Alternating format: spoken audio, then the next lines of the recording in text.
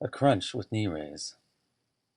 Using a 5 to 10 pound dumbbell, lay flat on the floor and hold the dumbbell by the ends.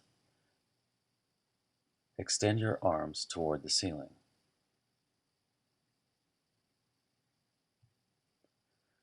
Raise your upper body off the floor and bring your left knee to your chest with the leg bent.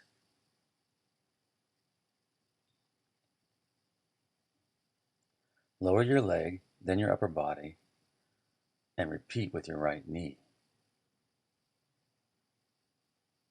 If you find the move too challenging, try doing it without the dumbbell. Do 10 repetitions to get to one set.